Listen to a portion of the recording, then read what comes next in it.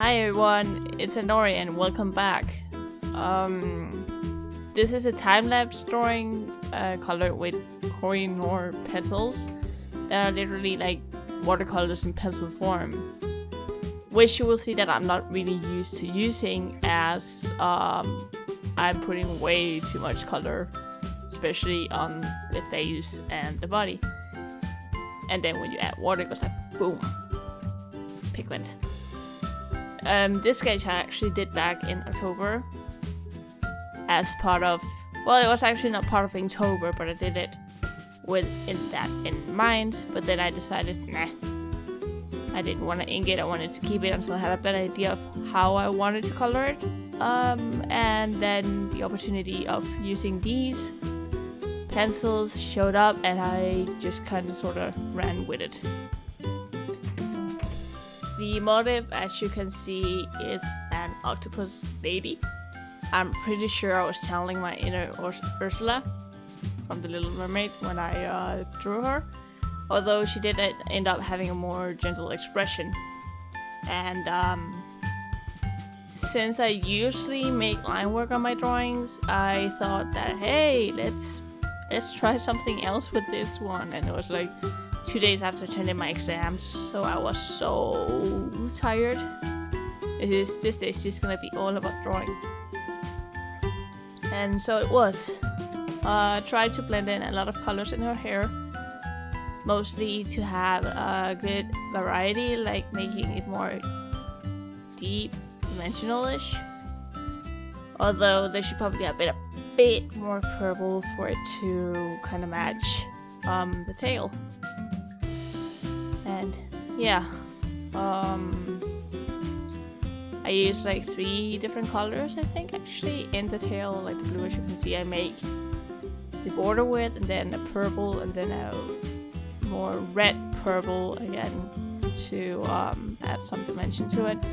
And here I was smart. I did not fill out every single part of the drawing. But usually when I work with pencil, compared to markers and watercolors, I work quite slowly because it has to be smoother, it has to look better, and it's not as easy to make it cover a lot and then still look, well, nice.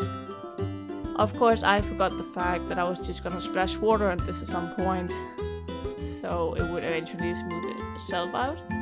But I really wanted to make sure that you kind of got the feeling that the tentacles were 3-dimensional, so for me it was very important to have like this sharp shadow some places, and then that it went out to something lighter, maybe even but actually it's not white because it's toned paper, so the paper is actually light brown, which is partly why the white in her hair actually shows up white.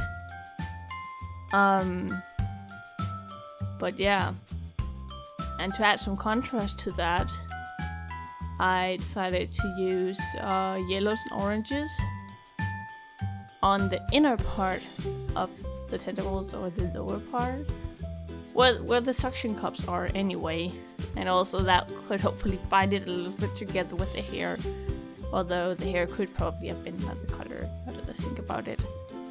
But I kind of like it. Yeah, taking a break and then going back to coloring.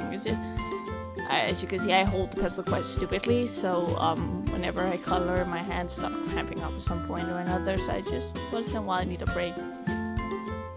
There. Yellow and orange is what I used. And here it comes, and as you can see, boom, picked. And I mean, I actually think the tentacles look quite nice even after, but imagine, I mean, I didn't even put that much color on the tentacles, and they're already like sprouted, overflowing with pigment.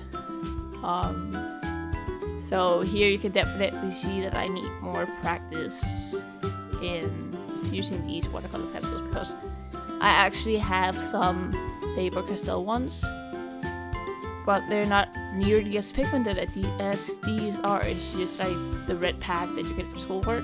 And as you can see, when I start coloring the skin, way too much pigment right there. But overall, I think I'm pretty satisfied. The only thing kind of wish I had done was that I would have used, well, less pigment on the upper body, obviously, but also a little bit of a bigger pencil when I did the tints themselves, so it looks smoother. And yeah, wow, I get impatient. I love watercolors, but wow. But yeah, I hope you enjoyed the video, and that I'll see you guys around.